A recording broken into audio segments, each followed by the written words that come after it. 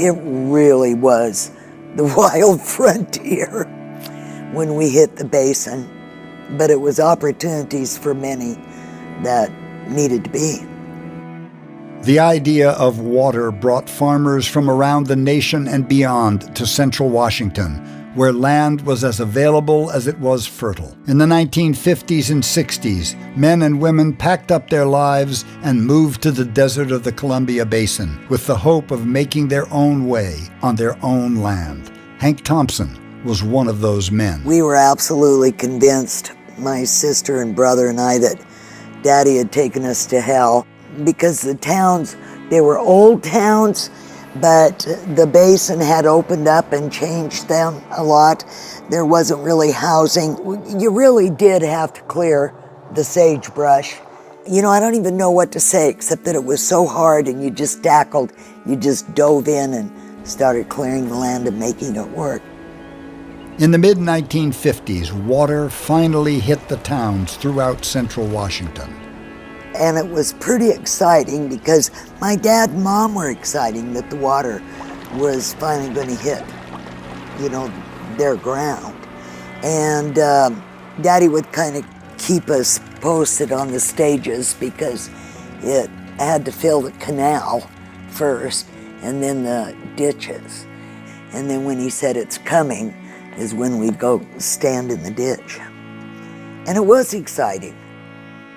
And I don't even know why, except that it was finally there. Once the water came, Rella's father knew potatoes would provide for his family in more ways than one. Rella, her husband Ron, and brother Porky joined him in his vision. He loved them. He would raise potatoes. Ron and Porky would get so upset with him because he just loved them. And he just liked growing potatoes. And he was a good grower. And he just raised them because he just loved them. He would tell Ron, you make money on something else. If we can't make money on potatoes, that's okay. We got to grow them anyway.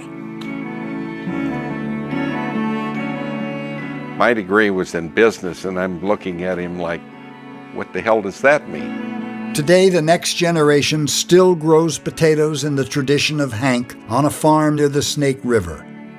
It was Hank's vision to change the desert. You looked at this, it was dry. There was one pheasant out here, and he was probably lost. It was so barren and nothing green, and I could understand once we brought the water out here what Hank saw. His first potato crop starting to turn green. It was just amazing what it did to the soil out here. It became green, and pretty soon this country will raise just about any crop you want to raise. When water arrived in the basin, opportunity exploded for those looking for a fresh start. The water brought adventurers, gamblers, and farmers left with nothing after the dirty 30s. The federal government held land drawings for servicemen freshly home from World War II. Some had no background in farming, while others thrived in their new home. Nelson Cox's father was one of them. Well, you know, when I was a kid, there was a lot of people that drew units, but not very many of them survived. A lot of them really didn't know how to farm, you know, and a lot of them might have known how to farm in a different area. This area was kind of unique to itself. You know, wonderful growing season and everything else, but you got to get the crop planted and get it to survive. And then you had to water it appropriately or you ruin your crop. And our yields are nowhere close to what they are nowadays. The canals and ditches brought water, but the wind and dirt still blew.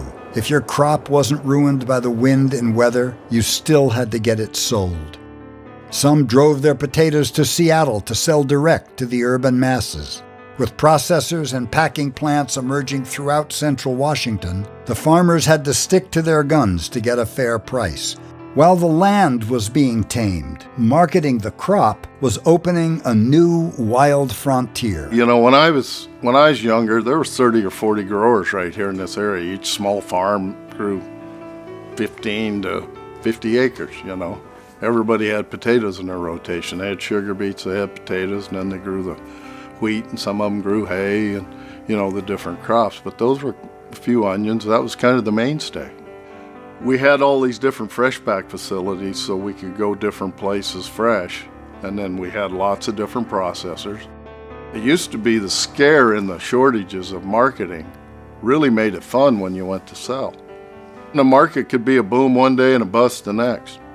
I mean, you might turn down a great price and then get nothing, feed them to the cows. It seemed like risky business to many. Risk or not, potatoes were taking off. Changes in the farming business were exploding. This new breed of potato farmer was taking the marketplace by storm. They were determined to provide for their families. Compared to other crop farmers, those in potatoes were willing to take big risks to make their farms productive and prosperous. These guys were wild. A lot of World War II veterans, and so these guys thought they were going to die when they were 18 years old. So coming out here, risk was no big deal. Just dive in with both feet and look out. They liked a good challenge. And when you think you shouldn't do anything, that's when they jump in with both feet. Wild bunch. For some, it was a risk worth taking. Developers needed people willing to take a chance to settle in the Columbia Basin. In 1952, promoters of the basin created a Farm in a Day giveaway, advertising the new irrigation possibilities. Volunteers built an entire farm, including a home, furnishings, outbuildings, and newly planted crops in 24 hours. The recipient of the farm was Donald Dunn, a 30-year-old World War II veteran from Kansas, chosen through a Veterans of Foreign Wars search. Dunn had initial success on the farm, including his potato crops. In fact, Dunn presented General Dwight Eisenhower with a sack of potatoes from his first crop during Ike's campaign travels to Ephrata. But by 1955, Dunn was $60,000 in debt, and he sold the farm to pay it off. There were many more than Dunn that lost their bets in potato farming. Those who stayed and survived the challenges put down roots that would last generations. All the growers that farm around this Quincy Valley, I mean, they all kind of have the same story. They all came from somewhere else, and circumstance brought them here to Quincy, either with a young family or, outside of the military after World War II, and broke out all this ground. It was just all sagebrush. The Callaways are descendants of this new breed of farmer. So the Callaway family came here in the early 50s. That's when the water was delivered. My husband's grandfather was farming in Oklahoma, and my husband's aunt and uncle, discharged from the Army, drew a parcel of ground right here where we're sitting today. And so my husband's grandfather came up to visit them and just saw the potential of the basin here. So he moved the entire family here in 51. There was no paved road to Quincy. From Spokane to here, it was sand. The people that came to farm this ground didn't even have a place to live. So there was a lot of tents, and a lot of folks, my father-in-law included, worked in town loading rail cars just to make enough money to get by so they could plant some crop in the spring.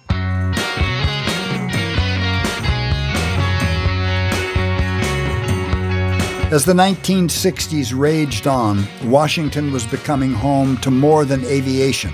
Times were changing, and American families were eating better than they ever had before. Now organized and full of ambition, Washington potato farmers were hitting the streets in a big way to sell their superior product. J.R. Simplot and his food empire were growing. Frozen French fries were in demand around the nation. Names like Scone and Connors, Balcom and Moe, Tagaris and Chef Reddy were taking over the processing and packing industry in the area. We had the rapid increase in the fast food restaurant sector. We had the Burger Kings coming in. I could remember Wendy's was one of the first fast food chains that we got business with here in the Columbia Basin. The high-quality Washington russet potatoes were rivaling their competitors further east. Washington potatoes were feeding thousands throughout the U.S. in both the fresh and processed markets. In 1967, J.R. Simplot and McDonald's CEO Ray Kroc formed a partnership that would keep the supply of French fries in America steady. Simplot promised to keep McDonald's supplied with the world's finest potatoes, and the two formed a special relationship that changed everything for Washington potato farmers. J.R. Simplot brought Ray Kroc down to Simtag Farms and had me drive him around. And one of the things Jack had me do, he says, Allie, pull over in that circle, and I know you got a shovel in the back end of the rig there. He says, go over there and dig me some dirt. So I dug some dirt up, and I bring that shovel full of dirt over to him, and Ray's sitting up in the front seat. And Jack reaches down, and he grabs a whole handful of that dirt, and he reaches inside. He's got dirt going all over Ray. I mean, he's got dirt going every which way, and Ray tells him to get that dirt out of there, you know. And Jack says, you can't find finer dirt around. Look at that fine dirt. Well, maybe fine dirt, but Jack, don't put it all over my damn suit. You know, I mean, God, it was neat. It was just neat to see him like that. But he put the whole shovelful, ended up on his suit.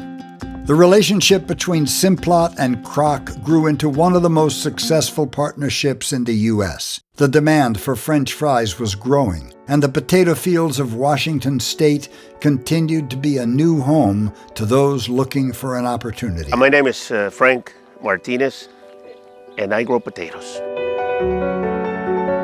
Well, as a kid, I used to play around the fields with my mom and dad. Would go work in the fields, and they would leave us at the edge of the field in the car, and there we would wait until they finished their day. And that was the experience, being out there in the edge of the fields. Frank Martinez came to Washington from humble roots. A child of migrant workers, Frank learned early on that the fields of central Washington were grown with the labor of hard work and sweat. When I quit school here in Warden at the age of 15, the Beatles came out with a song called Nowhere Man. And that song became kind of my life, Nowhere Man. Well, what am I going to do from now on? And so I started working for Scone & Connors at the time as an irrigator, because my dad was working there. And I stayed for 25 years. While working for a local farmer and local produce warehouse, Frank learned about potatoes, how to grow them, how to sell them, how to manage them. In 1981, he planted his first crop on rented land. It was the beginning of his own farm. It was pretty tough. Nowadays, looking back, when Juan was growing up and Marisol, I really didn't have all that much time to spend with them. And especially after I started growing potatoes on the side, because I would do all my own farming at night. I would work during the day, then after 6 o'clock or 7 o'clock, I would jump on a tractor and go do my potato thing on the side. I remember spending nights, like all night on the plow, getting the ground ready, disking, doing all those things that I had to do in what was supposed to be my resting hours. And it was really, really hard. Today, Frank operates his farm full-time and is teaching his son the business. When you can come down here and dig a potato this size, this is about a 12-ounce potato. That means that it's 70 to 80% done. Not far away, the third generation is quick to get his hands dirty. When I grow up, I'm going to be a potato farmer. A good one. Like who? Like my grandpa. So many Washington potato farmers like Frank started from humble beginnings. World War II really changed our lives from being a farmer in Toppenish. I ask the Congress declare that since the unprovoked and dastardly attack by Japan, a state of war has existed between the United States and the Japanese Empire.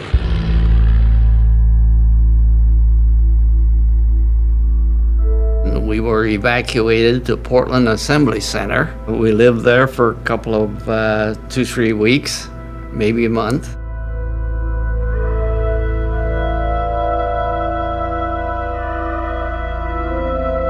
After time at Portland Assembly Center, Paul Hirai and his family took work on a farm in Oregon. A friend of Paul's had moved to Washington in 1952, and he continuously told Paul about the bounty of the Columbia Basin.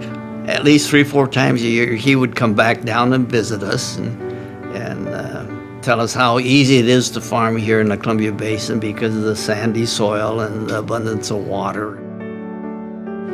You know, there was no sprinklers yet at that time. He was telling us about the crop production was much, much better than Eastern Oregon and this type of thing. So then in 1960, he convinced me that I should move up here. Even after moving north, Paul and his family still face challenges of taming the desert. It was a tough life. Whenever the wind blew, if it happened in the spring, it would wipe out crops totally.